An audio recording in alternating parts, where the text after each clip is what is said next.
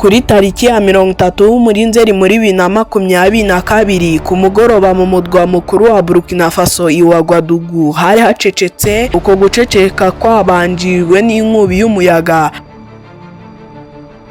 Bukeye bwaho mu gitondo byari bigiye kuba ni bidasanzwe, izuba ritararasa. Muri icyo gihe hari hagiye kwaduka impinduramatwara nshya, ikaba kandi yaragombaga guhindura ubuzima bw'iki gihugu cya Burkina Faso cyagikeneye impinduka muri guverinoma. Mu gitondo cyakurikiyeho habyutse humvikana urusaku rw'amasasu, hari kuba ingendo za gisirikare n'ijwi ritajegajega riyoboye ayandi ry'umusirikare muto ufite imbaraga zatumye ibihugu by'ibihangange bikanguka. Uyu musirikare muto wari ufite imyaka 34 mu ijoro rimwe gusa ntiyahiritse guverinoma ya Burkina Faso yari yarangiritse gusa, ahubwo yanaburijemo ibihugu by'uburengerazuba. Ubwo yavugiraga mu ruhame mu ijwi ririmo ubukana imbere y'ibihugu bikomeye nk'Ubufaransa ndetse na Leta Zunze Ubumwe za Amerika. Nyuma uyu musirikare yahindutse umwe mu bayobozi ba Afurika bavugwa cyane ku ruhando rw'amahanga. Abanzi be bashobora kwiyongera umunsi ku wundi, ariko mu maso ye nta kimenyetso cy'ubwoba afite habe namba. Uyu ni perezida muto kurusha abandi bose. Uyu yitwa Kapiteni Ibrahim Traoré. Bakunda gutebya bavuga yuko afite umugongo w'ibyuma kuko yiyemeje kutunamira abagashaka bo hake barugigana. Ibrahim Traoré abaye nk'icyizere gishya kuri iki gihugu cya Burkina Faso. Ibyo bituma benshi bamwibukira ibihe bya Thomas Sankara. Sankara we yari yarahaye agaciro iki gihugu mu mwaka w'1980, ariko ibya Sankara byarangiye mu rupfu rwe rwabaye mu mwaka w'1987. Rero n'uyu Traoré bari mu kaga gakomeye. Cyakora nuko Traoré agifite umwete kandi intego y'akaba ari igihugu cyangwa urupfu. Rero reka turebe Ibrahim Traoré uwo ari we, umuntu uhanganye n'ibindi bihugu bikomeye nk'Ubufaransa na Leta Zunze Ubumwe za Amerika. Ubundi ni gute wahoze ari umusirikare usanzwe byarangiye abaye intwari nshya ya Afurika? Ni ubuhe buyobozi bubi Traoré ashaka guhindura binyuze mu butwari n'impinduramatwara? Ibrahim Traoré yiyemeje kuba umuyobozi wa Burkina Faso ku myaka ye 37 gusa. Igihugu ayoboye kikaba kiri mu bice bya Sahel muri Afurika. Kuva muri 2020 uyu musirikare w'igihugu yari amaze kubona kudeta zijya muri 7 zashyizwe mu bikorwa. Ibrahim Traoré ashinze Ubufaransa ibiherego bikomeye ndetse yashinjije uwahoze ari umukoloni guhungabanya igihugu cya Burkina Faso. Kuva Traoré yafata ubutegetsi, guverinoma ye yahagaritse abatavuga rumwe nayo, itangira gushimuta cyangwa gutegeka gufunga abatavuga rumwe nayo. Abaturage ba Burkina Faso bashobora kuba barinzwe neza na Traoré, kandi nta gitangaza muramutse mubyutse mwumva undi musirikare umuhiri nk'uko bisanzwe mu bihugu by'uburengerazuba bwa Afurika. Iyo havuze Afurika, ikiza mu ntekerezo za benshi ni amashusho ababaje y'abaturage bishwe n'inzara, ubukene, amapfa ndetse n'abari mu buhungiro. Aka ni agace amategeko n'amahoro akenshi biba bidafite agaciro habe namba, aho hafi buri munsi havugwa inkuru za kudeta, intambara z'abene gihugu cyangwa ihohoterwa. Ariko iyo ufunguye amapaji y'amateka utangira kumva uburyo ibihugu by'iburengerazuba byafatanyije gusahura iyi si mu binyejana byinshi by'imyaka bishize. Burkina Faso mu burengerazuba bwa Afurika ni urugero rw'ibyo byose kurusha ibindi bihugu bya Afurika. Iki ni igihugu kiri landlocked cya kidakora ku nyanja kandi kigahana imbibi n'ibindi bihugu bigera muri 6 harimo Ghana, Togo, Benin, Niger na Cote d'Ivoire. Mu kinyejana cya 19 ibihugu by'Uburayi byari biri mu ihatana ryo gukoloniza Afurika. Mu nama yabereye Berlin mu mwaka w'1884, Afurika yagabanyijwemo ibice kuri mapu, maze Burkina Faso icyo gihe yitwaga Apa Volta mu gihe cy'ubukoloni cyangwa se Volta yo hejuru, yisanga mu maboko y'Ubufaransa. mu mwaka w'igihumbi kimwe na magana 896 Ubufaransa bwari bwaramaze kuyitwara rwose butangira kuyikoloniza, busahura amabuye yayo y'agaciro nka zahabu, ipamba n'ibindi bikoresho kugira ngo byuzure isanduku z'Ubufaransa. Ibyo byarushijeho kuba bibi mu mwaka w'igihumbi kimwe na magana 932 igihe Ubufaransa bwasesagiye Apavolta maze bukagabanya ubutaka bwayo mu bihugu nka Mali na Niger na Cote d'Ivoire kugira ngo baburishe ubuzima bwa Apavolta.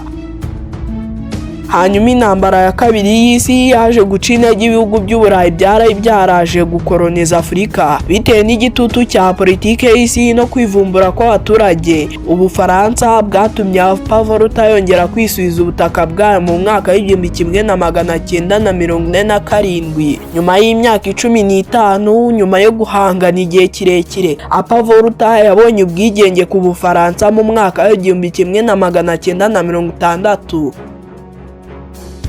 ariko ubwigenge bwari ubwo mu mpapuro gusa kuko Ubufaransa bwakoresheje amayeri ku buryo bwabashe kugumana imbaraga z'ubukungu binyuze mu ifaranga rya sefa hamwe n'amasezerano yabugenewe kugira ngo babashe kuguma bakoloniza igihugu bwihishwa. Ibihugu by'Abafaransa byakomeje kuyobora inganda z'indege. Ingabo z'Abafaransa zagumye kandi mu birindiro byazo kandi zinakura umutungo kamere. Abantu bari bafite icyizere ko ubwigenge buzazana demokarasi, ariko mu by'ukuri Apavolta yatwawe mu rusimbi rwa ruswa, guhungabana n'ihohoterwa na kudeta.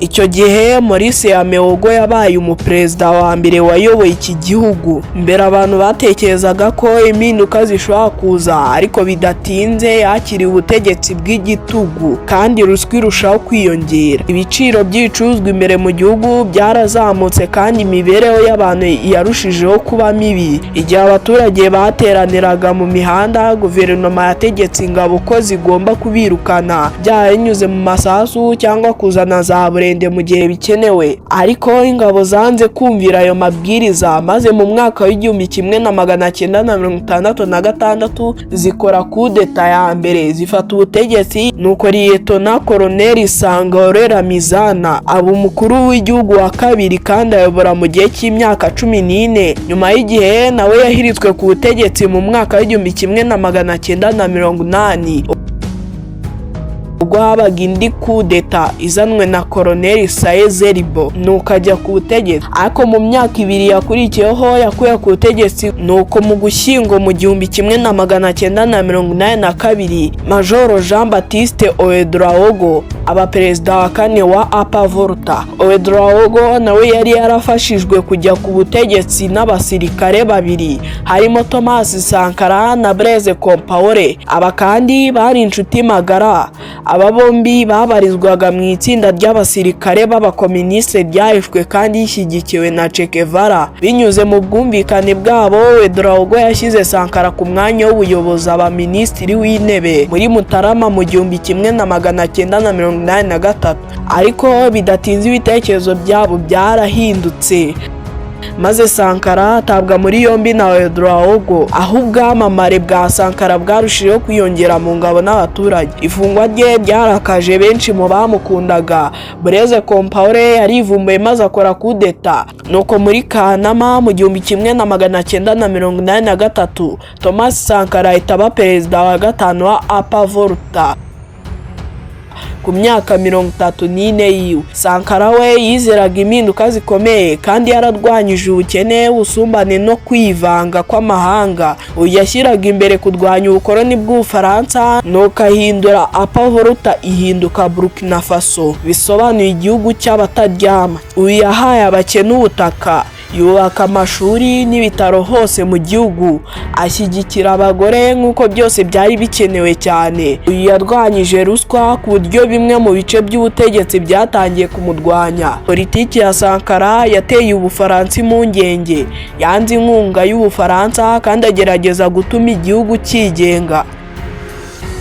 Iyi mitekerereze yahangaye ibihugu by'iburengerazuba byari bimaze igihe kirekire biyobora igihugu nka Burkina Faso. Hanyuma kuri tariki 15 Ukwakira mu 1987 ingabo zari zitwaje intwaro zateye mu biro bya Sankara zimurasa amasasu menshi, nuko Sankara n'abandi 13 barapfa. Umubiri we waratemaguye maze ushyingurwa mu gituro kitazwi. Biteye ubwoba, umuryango we wahawe icyemezo cy'urupfu cyemeza ko yapfuye urupfu rudasanzwe.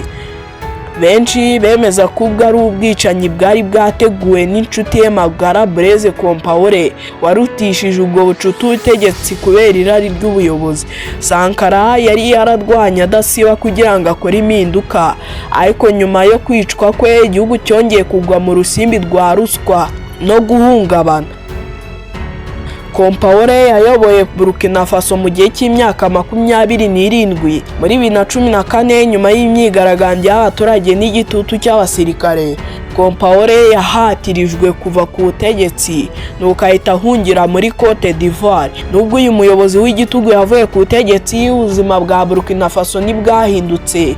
Ubukene, inzara, kutagira akazi n'akajagari ka politike byarakomeje. Kuva mu 1960 habaye kudeta nyinshi cyane. Abantu bakomeje kwishimira impinduka gusa bakabona zibabangamira. Igihugu cyari cyarahuye n'ibyo byago muri 2022 maze kivukamo kapiteni Ibrahim Traoré, umuntu benshi bumvaga yenda kumera nka Thomas Sankara, kandi yaje agiye kurangiza ibyo Sankara yari yaratangije. Ibrahim Traoré yavutse kuri tariki 14 muri Werurwe mu 1988 mu muryango usanzwe mu ntara ya Maro muri Burkina Faso.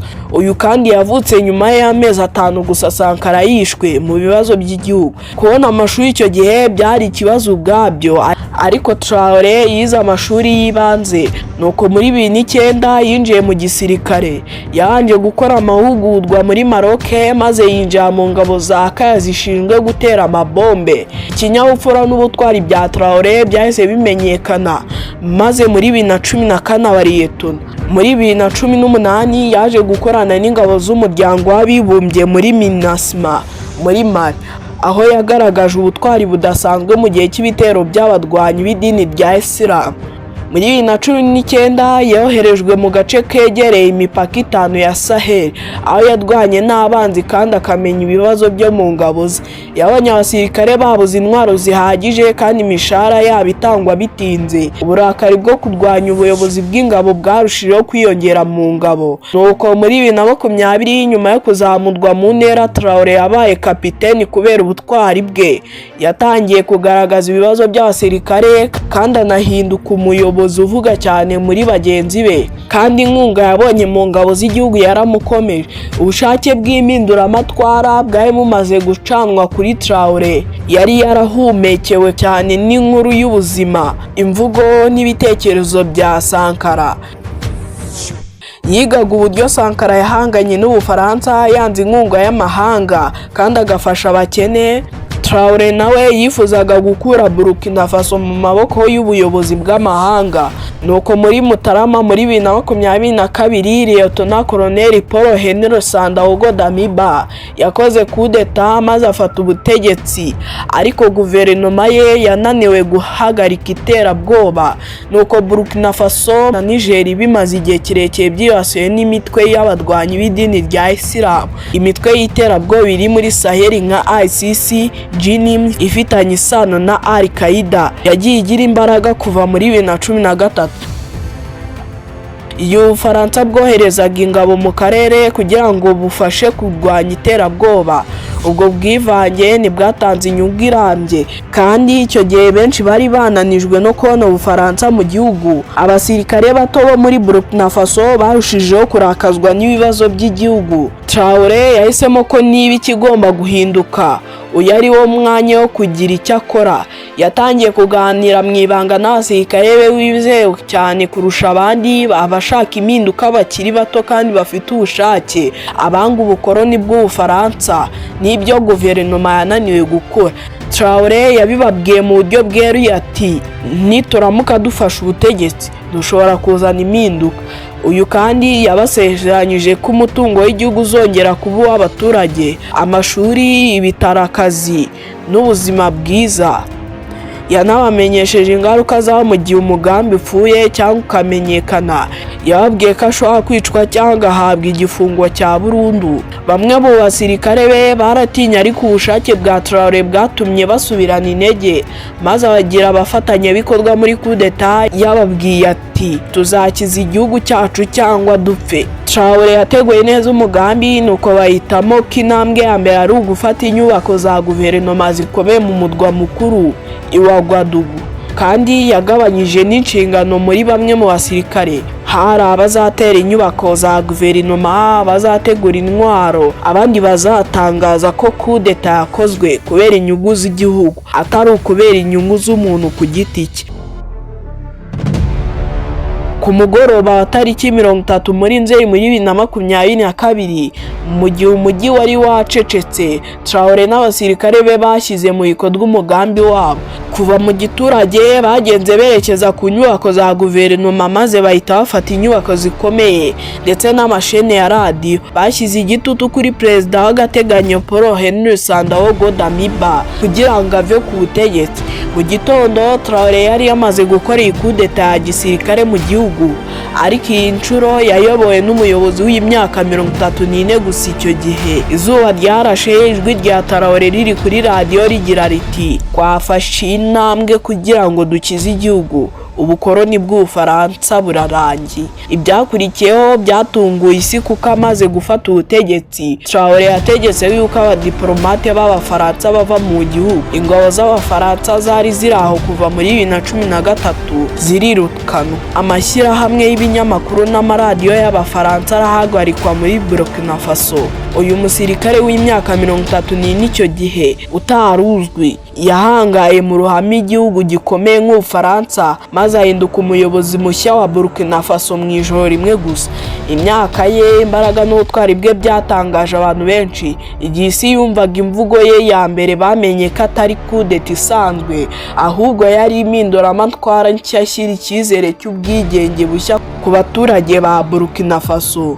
Ubufaransa bwamaganye cyane ibyo Traoré yakoze Burkina Faso, kuko yahoze ari mu bukoroni bw'Ubufaransa, kandi Ubufaransa bwari bwarayitegetse mu bya politike n'ubukungu mu myaka magana. Mu kwirukana ingabo n'abadiplomate b'Abafaransa, Traoré yahagaritse amasezerano y'Ubufaransa. Ubufaransa bwahise bwamaganiye kudeta, nuko guverinoma ya Perezida Emmanuel Macron yahise ibiteme n'amategeko kandi iteza akaga muri iki gihugu. Ibitangazamakuru by'iburengerazuba byise Traoré umuyobozi urwanya ndetse utagira ishingiro. Ubufaransa bwagerageje gukoresha umuryango w'abibumbye n'andi mashyirahamwe kugira ngo byamagane Burkina Faso, ariko Traoré yashinjije mu ijwi riranguruye Ubufaransa gusahura igihugu, kandi avuga ko igihe cyageze cyo gukoresha umutungo w'igihugu ku baturage bacyo. Ibihugu by'iburengerazuba byari byaragaragaje abantu bakoronijwe ko badafite imbaraga. Traoré yanze kumva ibyo Uburayi bwategetse, maze atangira kubirukana. Muri icyo gihe Traoré yaramamaye cyane mu urubyiruko rw'igihugu, ari rwo 1/2 cy'abaturage rwabonye intwari nshya. Amafoto ye, imvugo n'amashusho y'abasirikare ku mbuga nkoranyambaga byarakwirakwiriye cyane. Abantu batangiye kumwita Sankara mushya nyuma yo kuvana perezida w'inzibacyuho Damiba ku butegetsi. Traoré yafashe ingamba zikomeye kandi yashyize hanze ko ashaka guhindura atari gusa isura, ahubwo n'uburyo bw'imiyoborere. Yatangiye gushyira mu maboko leta ibirombe bya zahabu bikomeye by'igihugu byari byaratwawe n'ibigo by'Ubufaransa, Ubwongereza na Australia. Yizeraga ko kugenzura zahabu byongera umutungo wa guverinoma, cyane cyane igihe ibiciro bya zahabu biri kuzamuka, kandi yashyize ibirombe bya zahabu 5 bikomeye mu maboko ya leta, maze ashyiraho amategeko mashya ku bindi bigo by'amahanga. Ubu bigomba gutanga 15% kuri kampani ya leta no guhugura abaturage. Traoré yanatangije imigambi yo kubaka uruganda rwa zahabu rw'imbere mu gihugu hamwe n'icyambu cyarwo muri Burkina Faso kugira ngo umutungo ugire inyungu ku baturage. Yahaye agaciro ubuhinzi, atanga inguzanyo n'imbuto bihendutse ku bahinzi kugira ngo bibagabanye ubukene bw'ibiribwa by'amahanga. Yashyize imbaraga mu kubaka amashuri n'ibigo by'ubuzima mu duce tw'ibyaro kugira ngo atange serivisi z'ibanze mu bice by'ibyaro. Indi ntambwe yamuzamura igikundiro cyane ni ukwanga umushahara wa perezida.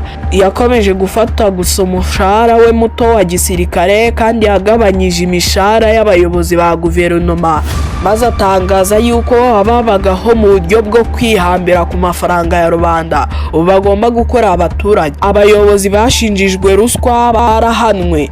Yahagaritse kwishyura ibya guverinoma bitari ngombwa, maze atangiza ingamba zo kugeza amashanyarazi kuri buri rugo. Izi ngamba zose zashyize imbere kwigenga kwa Sankara n'igitekerezo cyo gushyira igihugu imbere.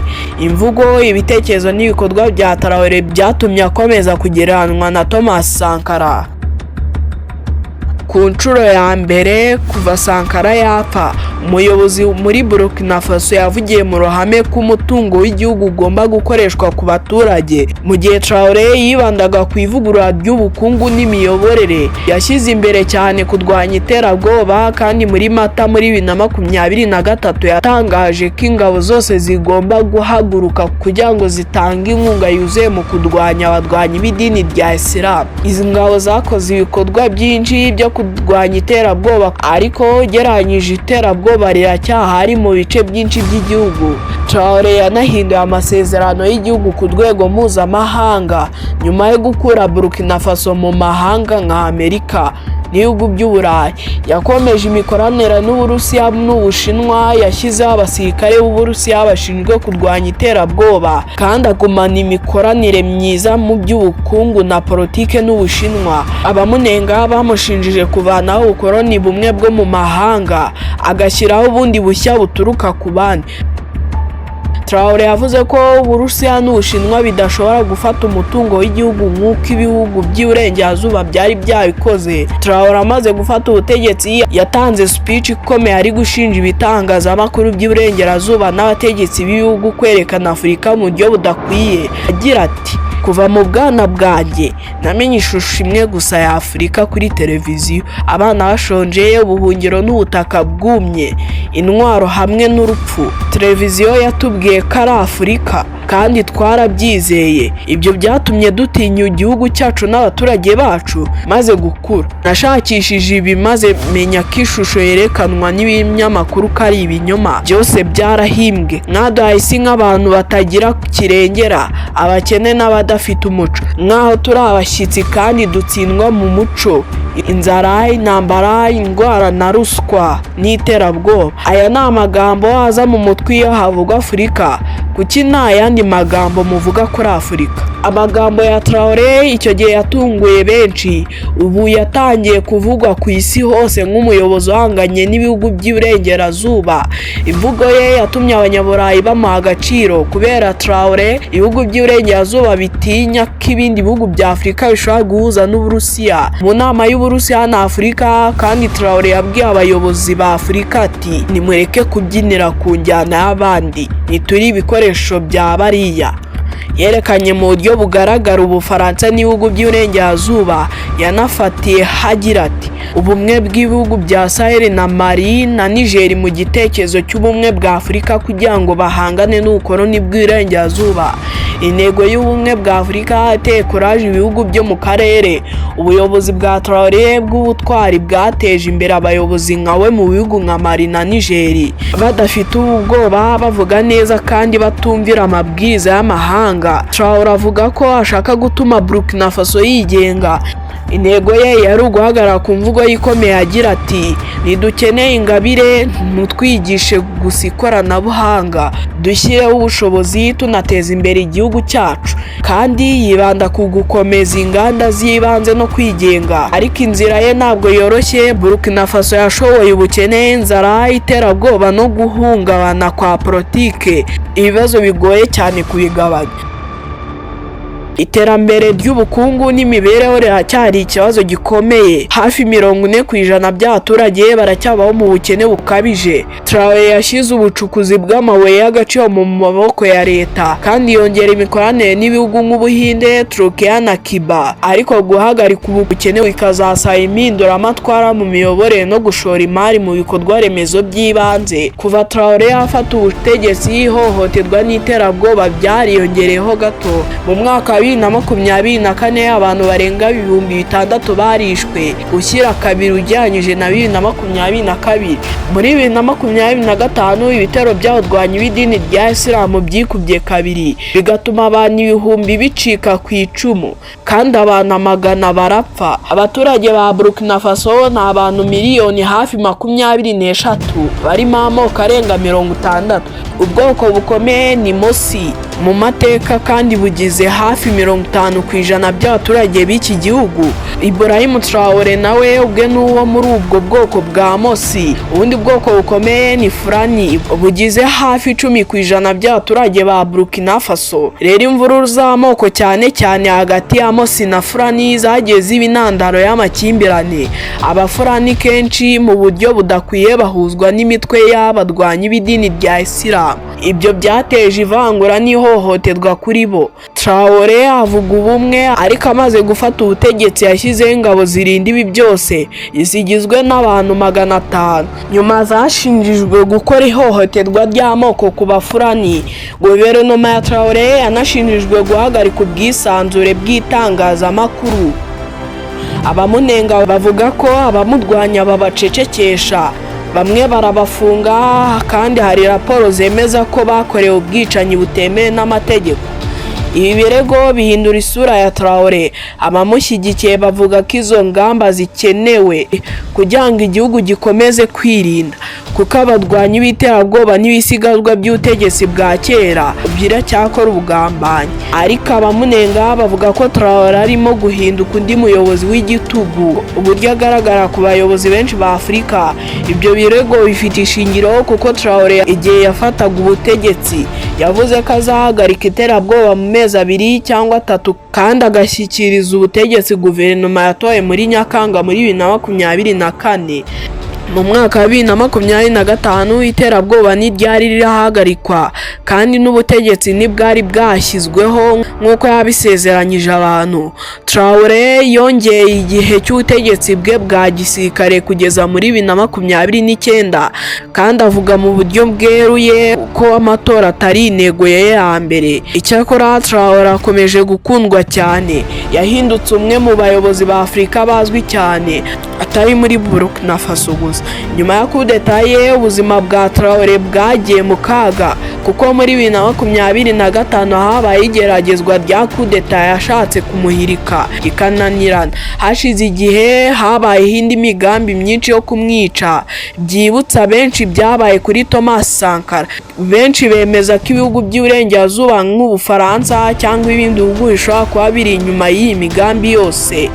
Ariko nubwo ibyo byago bihari, Traoré yanze gusubira inyuma. Yavuze mu ruhame ati, nawe ninya, intego yanjye ni igihugu cyambyaye cyangwa urupfu. Inkuru ya Traoré ni igice gishya mu mateka ya Burkina Faso. Ubu afite imyaka 37, ntiyabaye gusa umuyobozi muto kurusha abandi mu gihugu, ahubwo yabaye umuntu wahanganye n'Ubufaransa kandi yereka abaturage b'ishusho y'igihugu kigenzura umutungo wacyo kidafite ubukoloni bw'uburengerazuba, kandi buri muturage ahabwa uburenganzira bwe. Ariko ukuri kurakomeza kuko si umuyobozi watowe n'abaturage, ahubwo ni umuntu wafashe ubutegetsi binyuze muri kudeta ya gisirikare. Amateka ya Burkina Faso yerekana ko abakoze kudeta nabo bahirikwa mu gihe gito muri politike ya Afurika. Abanyaminduramatwara rimwe na rimwe bahinduka abayobozi b'igitugu. Kuva igihe yafashe ubutegetsi, Ibrahim Traoré yahagaze hagati y'intwari ndetse n'umuyobozi w'umunyagitugu. Niba azasoza inzozi za Sankara cyangwa agakora amakosa, ni igihe gusa kizabyemeza.